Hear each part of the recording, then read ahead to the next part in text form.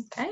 Hi, my name is Clara Anderson Sante, and I am the program director of Gilda's Club Kansas City, a free local support organization for cancer patients and family members addressed for education and support. And today with us, we have Jacy Sinclair from Truman Medical Centers, who's going to be presenting our educational series, Frankly Speaking, about cancer, eating well, kind of during, through, and after cancer treatment. So we will start with Jacy's presentation and then end it to do question and answers at the end. So go ahead, Jacy. All right. So hi, everybody. My name is Jacy Sinclair. Like she said, I work at Truman Medical Center currently in the inpatient in our hospital. So there I am working with our patients that are coming to get treatment. So working along with these cancer patients. So today, this presentation was medically reviewed by myself. It was developed by Cancer Support Community, and I have no financial disclosures. So let's go ahead and get started. So today we're going to be talking about multiple different things, managing common eating concerns. One thing with a new cancer diagnosis is, unfortunately, nutrition is impacted. And so there's a lot of different things we're going to be talking about today, nutrition tips during and after treatment, recommendations for cancer prevention, the importance of phytonutrients, creating a smart survivorship plan, and then benefits of coming to see an oncology dietitian. So starting out, before even a cancer diagnosis, there's things, or when we do get a diagnosis, there are things that we can start doing beforehand, before we might start any treatment, so that we can make sure that we are having the best nutrition possible. One thing is to start by managing these problems that make eating difficult. We want to prevent any weight loss possible. Unfortunately, with a diagnosis, we already have some unintentional weight loss, so we want to prevent any further weight loss that we can after that. Also, we want to keep up our strength, and that's very important while we go through treatment.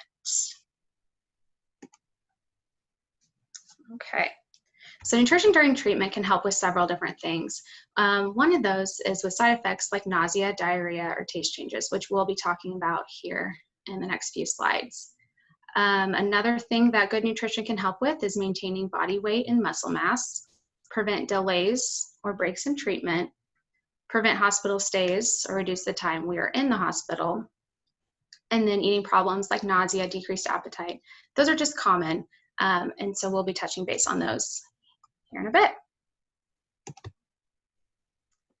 Nutrition after treatment. This can help with managing side effects and weight changes that continue post-treatment, and then prevent any other health conditions like heart disease, diabetes, and is beneficial for overall health.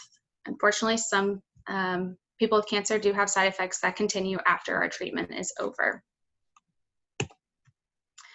So moving on into it, let's go ahead and talk about common side effects during treatment.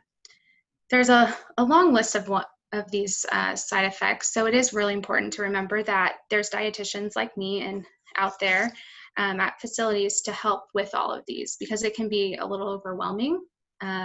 This slides that are going to be given to you guys later will have all this information too, so you don't have to remember all of it. But certain side effects: appetite changes, constipation, diarrhea, dry mouth, fatigue, mouth sores, smell aversions, taste changes, weight loss, and then just overall managing our weight.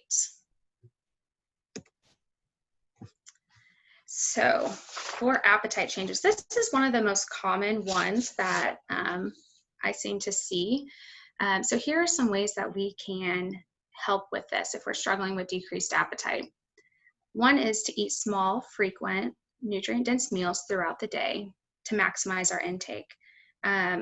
Sometimes when our appetite is decreased, we don't necessarily have those hunger cues that normally happen. We start feeling hungry, so we decide to eat. Well, if we don't have that appetite, then we are going to want to remember to eat and try to eat frequently throughout the day. keeping track of what you're eating and how it makes you feel. Eating every 2 to 3 hours can help, so that goes with the small frequent. So every 2 to 3 hours is usually what we say, and it's kind of like a small snack, but we want it to be nice and nutrient dense so that when we're eating, we're taking advantage and we're getting as much nutrition in as possible. Another thing with appetite is we want to make sure that when we're sitting down to eat, we're having the best environment possible. So eating with friends or family to take our mind off of that. Because if you're sitting down and you just are starting to eat and you just don't feel hungry, you kind of almost want to distract yourself. Make it a nice environment where you're enjoying sitting down for meals so that your next meal, you'll look forward to it. And then have easy to eat and prepare foods in the house. The next side effect is constipation. So when we're constipated, we want to increase any of the foods that can help promote a bowel movement. This is going to be including high fiber foods. When I say high fiber, I'm talking about lots of fruits and vegetables. Try dried fruits and juices such as prunes, prune juice, and apple juice. Drinking hot beverages like herbal tea, decaf coffee. Even you could do some like water with some lemon in it.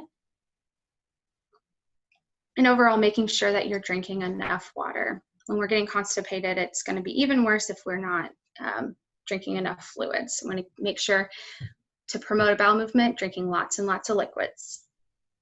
If you're having gas and bloating, we want to stay away from those foods. Gas-forming foods would be those that are vegetables, cabbage, broccoli, cauliflower, peas, beans. Everybody's different too. Sometimes dairy can cause people to have gas too. So just kind of listening to your body, and if you know that it's a food that normally causes you to become gassy, to try to avoid that while we're already constipated. And then one big one, moving more, so just getting up throughout the day and taking little walking breaks or stretching, even if we're watching TV, getting up and stretching here and there. The more activity we can get, the more it's going to get our bowels ready to start working. So on the other side of it, we can unfortunately have diarrhea. When this is happening, we want to choose easy to tolerate bland foods such as white rice, oatmeal, applesauce, canned fruits, bananas, crackers, very light foods. We don't want to have any high fat or greasy foods that can make your diarrhea worse. Same for those high fiber and higher, like I said, fat foods. So what we said in the opposite slide about constipation, that's when we want the high fiber, but when we are already having a lot of bowel movements, we are going to want to cut back on that fiber because we want to control those bowel movements. Same for though, when you are constipated, when you have diarrhea, you want to keep making sure that you're hydrating yourself, because if you're losing all of those stools, you're going to be losing all of those electrolytes. And so with that, sometimes you can also need to do a like Gatorade or electrolyte replacement drink to help with that. Consuming foods that are good sources of probiotics. This would be like yogurt, kefir, fermented foods. Those can help our gut, which will help with our diarrhea. Though make sure you do talk with your doctor before starting any probiotic.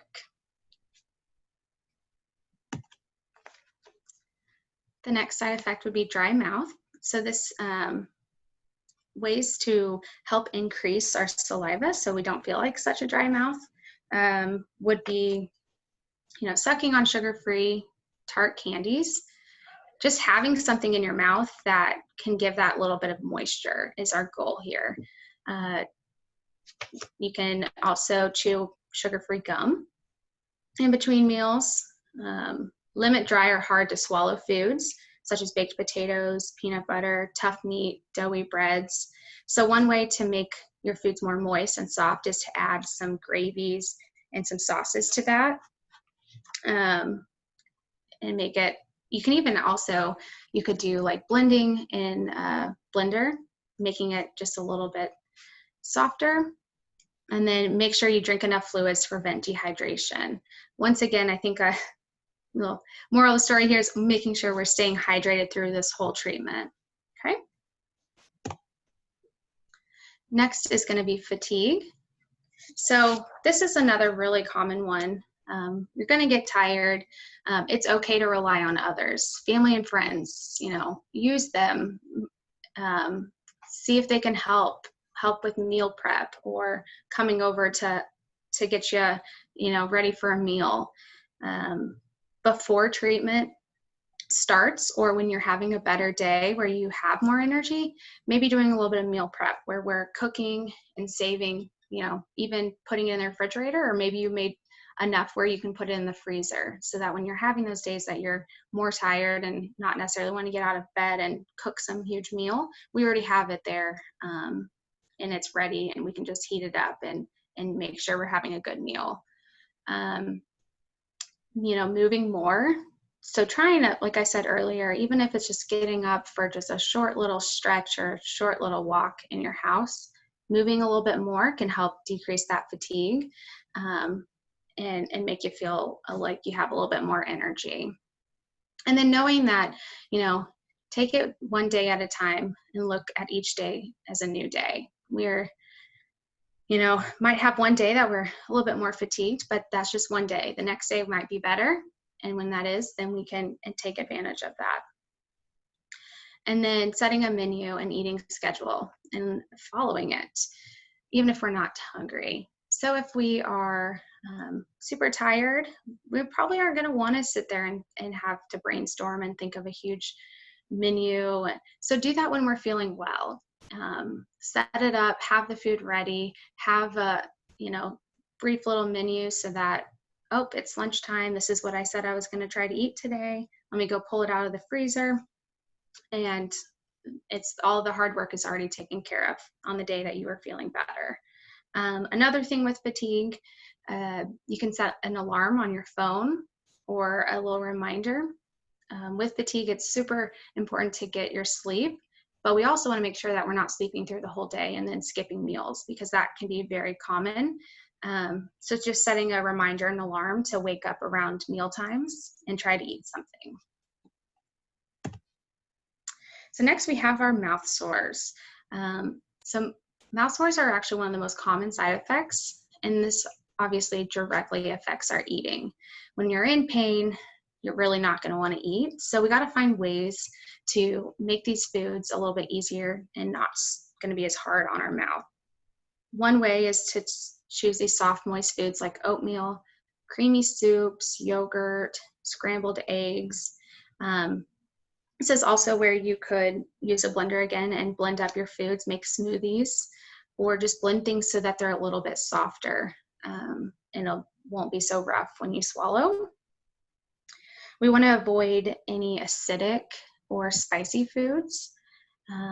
So acidic, you know, we would want to avoid tomato-based products, obviously like a raw tomato, but also tomato sauces can be very heavy. Spicy foods, you know, if we were going to go sit down for some Mexican food that's got some spice in it, that also probably wouldn't feel very good.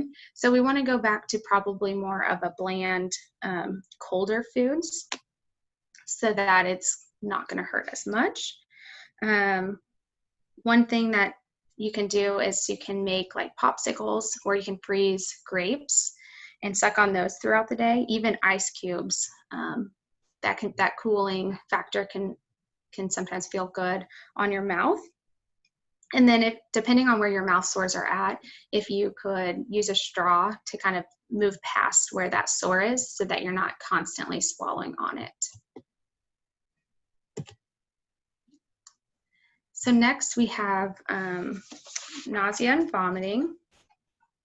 So this goes back to eating small amounts every couple of hours. You know, choosing bland room temperature foods. Like we said earlier, crackers, plain pasta, rice, toast, bananas. Anything that's more bland is going to be easier to tolerate. Limiting fried and greasy foods. those can make it worse. So going back to the bland foods, staying hydrated by sipping on fluids throughout the day, and then talking to your healthcare team if your nausea doesn't improve. Lots of medications that can be prescribed to help with that, but things that we can do with the diet also would be to, have it cold so that the smell doesn't get you nauseous, and then just having bland, easy to prepare foods on hand. So yogurts can sometimes be good, and then fruits, and like the crackers and the toast and things like that.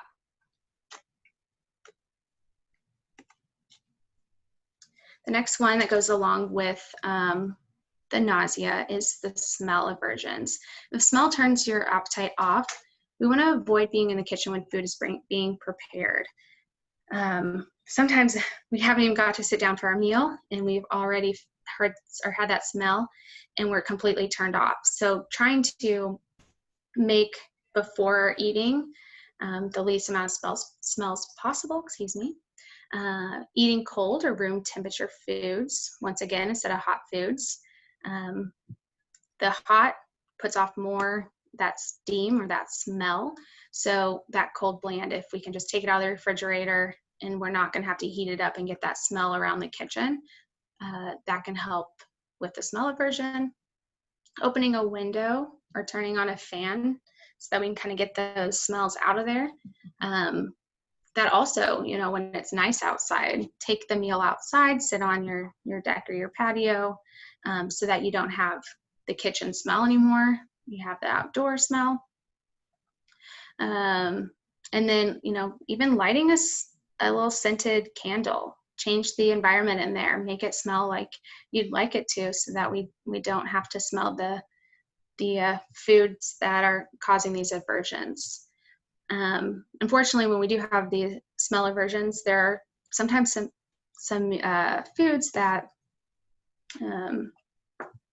we've used to really love, and now we have that aversion. That's okay. Take a break from it after treatment. Once we get the smells not turning us off to the food, then we can try that again. We don't have to keep forcing these foods that already are causing you to lose your appetite or get you nauseous. We can take a break from it and try it when we're feeling a little bit better another day. All right, taste changes. This is another common one that I have a lot of patients come to me, and the food's just not tasting right, is what they usually say. It's just not, and a lot of times it's a little off.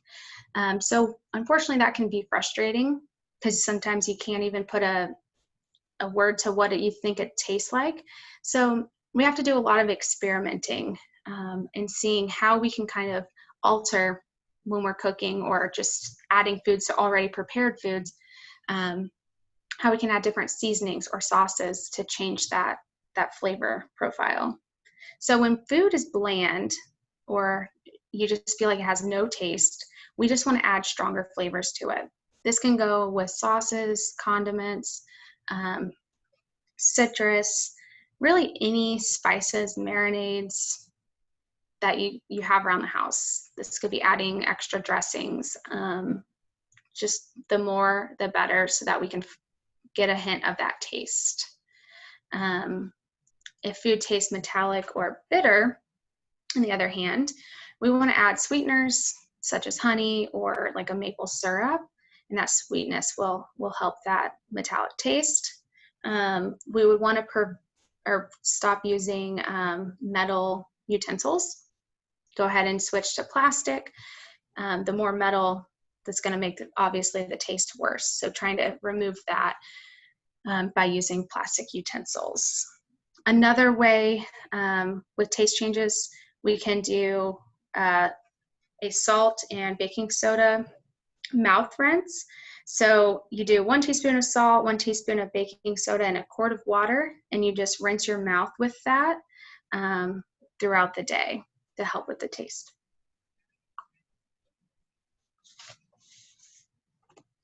All right. So like I was mentioning earlier, unfortunately, unintentional weight loss is very common.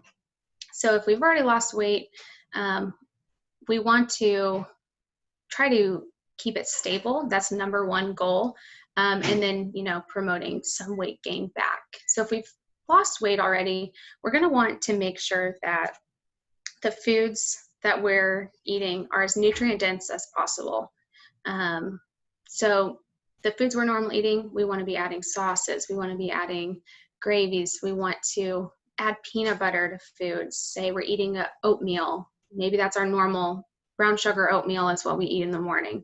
Adding some nuts and some peanut butter and dried fruit to that so that we're making it more high calorie, having more protein in it,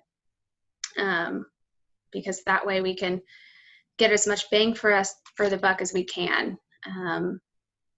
And then having easy and ready to eat foods available at home.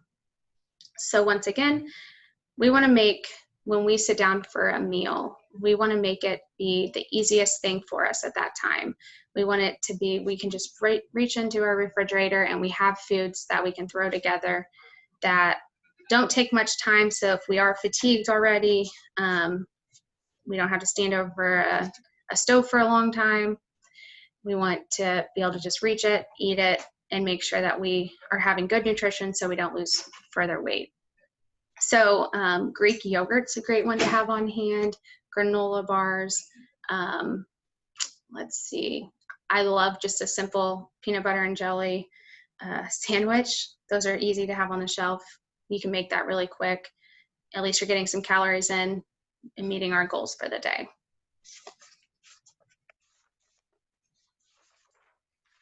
So here's a couple more. So I already talked about this oatmeal. This was a good way to just bulk it up a little bit. When we see on here the peanut butter, the dried fruit, granola, chia seeds, milk, maple syrup. So milk, we would not want to be doing like a skim milk at this point. We would be wanting to do like a whole milk. It's going to give us more fat, which is going to give us more calories. Here on this other one is a soup. So if we are making a soup, and this is something that I feel a lot of my patients come to me and say they've been doing soup a lot. I think it's easy sometimes to even just a canned soup, but it's not usually going to be very high calorie or high protein. So we're going to need to go ahead and add things to that so that we can make sure that we're getting as much nutrients as we possibly can. So say we're making a vegetable soup. We could go ahead and, with those vegetables, go ahead and saute that with olive oil to get us some extra calories. Instead of making it a broth-based one, we can add some heavy cream or some whole milk in to that to add calories. Cheese is a really good one that you can toss on to almost any kind of food. I'm a cheese lover, so it's super easy for me just to toss on cheese onto that soup. Top it with sour cream, avocado. Avocado is a really nutrient dense, high calorie food. So avocado is a really good one to have on hand while we're trying to make sure we are getting good nutrition, because it's easy to just slice on top of lots of things or mash it up even. And then adding toppings to your soup. If you have any good, this one says nuts to top. So just finding ways that we're taking our everyday simple meal that we would and just making it as nutrient dense as possible is our goal. So in the reverse side of things, we can have weight gain during some treatments. So this would be opposite of what we were just talking about, how we want to make it as nutrient dense. Here we would want to actually avoid the high calorie sauces or the cheeses. Like I just said, if we were tossing cheeses normally on a casserole, maybe we would want to cut back and just do a little less of that. We'd want to cut back on the fried foods or the processed fast foods. We'd want to fill up our plate with fruits, lots of vegetables, and whole grains and lean proteins. We'd want to avoid high calorie sugar sweetened beverages, so pop or juice. We'd want to try to avoid the baked goods and, like I said earlier, processed foods that are just going to be high calorie. And then find a friend. So this is one of the big things about when we are going through treatment is leaning on a friend for all of these side effects. Here for weight gain, when you're trying to lose weight, having a friend just keep you motivated, staying active with you. Maybe you're meeting up with the friend and you guys are going on walks together so that you can, have someone in to keep you motivated and along with you on this journey. And keeping a food journal. This one probably would be like, you don't have to do that, but writing down here and there a couple of days to just see what you've actually ate is nice, just to kind of take an overall look at what you've been eating. I don't recommend it for like an everyday kind of thing, just to see a quick glance. So maybe 1 or 2 days that you wrote down what you ate and then you thought, oh, I did eat a couple more handfuls of chips than I thought I did, or something along those lines, but not necessarily needing to journal and write down our food every single day. So we've already talked about, going through treatment and before treatment. There's also the long-term effects that we have once we've gone through cancer treatment. So overall, and number one thing is just staying positive. And this is the same for while we're going through treatment. Take each day one day at a time. Be mindful of living in the moment and understanding that there are unfortunately going to be days that are harder, but there's going to be days that are better. So always having that to look forward to. It's each day is a new day. Taking breaks, rest throughout the day. Take time for yourself. Don't overdo it. And progress is good progress. So making sure that you are taking time to kind of step back and not stressing about just the long term. Just every day is a new day. And like it's down here, taking advantage of those good days. Go do something that you love to do. If you have more energy and you're feeling well, maybe we want to start cooking again, or trying a new recipe, or going out and splurging a little bit and eating something that isn't so healthy but you enjoy. Just taking advantage of that and staying positive.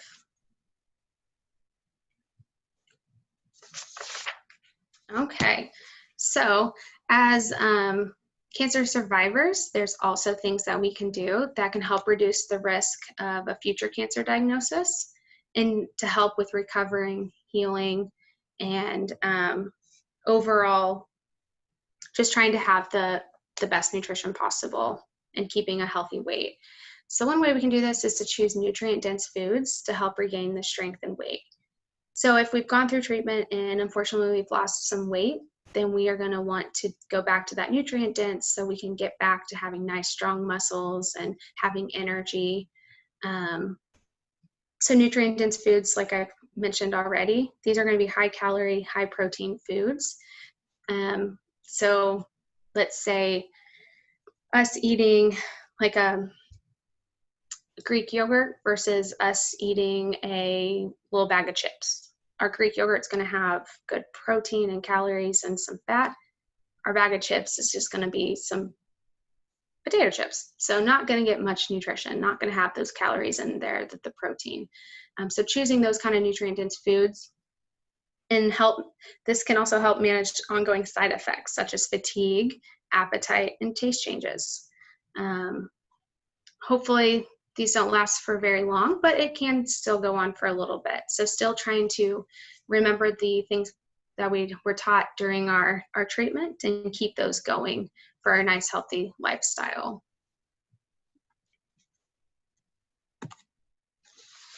Okay, so for recommendations for cancer prevention, so this would be overall just a nice, healthy diet. We want to keep our weight within a healthy range. We want to be physically active in everyday life. So the more activity, the better. Gosh, right now it's getting hot out there, but even if we can go and take some walks to the park, or we can do a couple of days here and there of some light dumbbells or some light weights, just being physically active. This could be, whatever you like to do outside, and that will help keeping our weight stable or in a healthy range with that physical activity. Other ways, eating a diet rich in whole grains, vegetables, fruits, and beans. So if you have ever seen My Plate, what that is it's a little plate where it shows you what portion sizes we should be eating. So one big takeaway from it is that half of our plate should be filled with fruits and vegetables. Fruits and vegetables have great vitamins and minerals, and we'll be talking about that on the next slide, but half of our plate should be filled with fruits and vegetables. Most of the time, unfortunately, that doesn't seem to, we don't usually hit that goal, so we always have something to work towards. Half the plate, fruits and vegetables. A fourth of our plate should be our whole grains. So this could be, whole grain bread, whole wheat pasta. This could be some, any of our carbohydrates. We said rice, we got tortillas in there, all sorts of different kinds. And then a fourth would be our lean protein. And here on the screen you see beans. Beans also has some protein in there, but it could be like your lean turkey, your lean fish, chicken, and foods like that. So once we have our balanced plate with some low-fat dairy on the side too, that's what we want to aim for, to have a just overall healthy diet. We want to limit our consumption of fast foods and processed foods and things that are going to be high in sugar and fat. We all are going to eat processed foods. We're all going to go get fast food. We know that, but we just want to make sure we're not doing it all the time and every single day. But every once in a while is going to be okay, but limiting the amount we're eating of that and trying to, fill our plate with those rich whole grains, vegetables, fruits, and beans, and lean proteins as much as possible. Another one is to limit alcohol consumption and do not use supplements to protect against cancer. So as I was just saying, we want to fill half of our plate with fruits and vegetables, and that's because plant foods are super healthy for us. They contain antioxidants, which are substances found in food that prevent or delay damage to cells, and they also are phytonutrients. This is found in plants. These are things like flavonoids, polyphenols, and that they can protect against cancer. So you probably have heard eat the rainbow, and that's exactly what we want to do. Our half plate that we're filling with fruits and vegetables, we want it to have as much color as possible. So if we can throw a huge salad together and put it on the side of our plate, the most color, the better. Examples of these phytonutrients, grapes and berries, they help prevent inflammation. And then our cruciferous vegetables, broccoli, cabbage, Brussels sprouts, these all provide nutrients which help reduce our heart risk.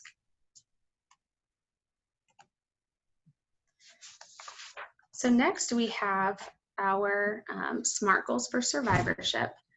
So this is a way to make a goal, but a goal that we can hit, and it's a way that's specific, measurable, attainable, realistic, and timely. So specific, try to set specific goals to ensure they can be achieved. One goal that I get a lot from patients is I want to be healthy. Well, that is not specific enough. What do we mean by we want to be healthy? Measurable. Try to create goals that are easy to measure. If we can't measure it, then we're not going to know if we've actually set the goal and met it. Attainable is setting goals that are possible to achieve. So is it something that we can actually attain? can we actually meet that goal? We want it to be in a small goal is fine, something that we can actually hit. Realistic. Need to set a goal that is doable for you at this stage in your cancer journey, and timely. This goal should have a time frame to help you stay on track. So like I said, if we were to set a goal that said, I want to be healthy, not specific, there's no way that we can really measure it. Is it realistic? I mean, I guess. And then we don't have a time in there. So another goal that would be more of a SMART goal would be to say, I'm going to have one vegetable at each meal for the next week. So now we have a time. We're going to do this for the next week. We have something that's measurable. We can definitely write down each day that we had our vegetable at our meal, and we can, at the end of the week, see if we've met it. Is this realistic? Absolutely. We can definitely do one vegetable at each meal. And then it's specific. We know exactly what we're trying to do here. We're trying to add a vegetable in. So setting our goals like that, so that after that week, once we've added and we've done one meal at each, or one vegetable at each meal, we'll be proud of ourselves, and we can move on and we can set another SMART goal. And that was obviously a goal with nutrition, but after survivorship, there's tons of different goals that we can set.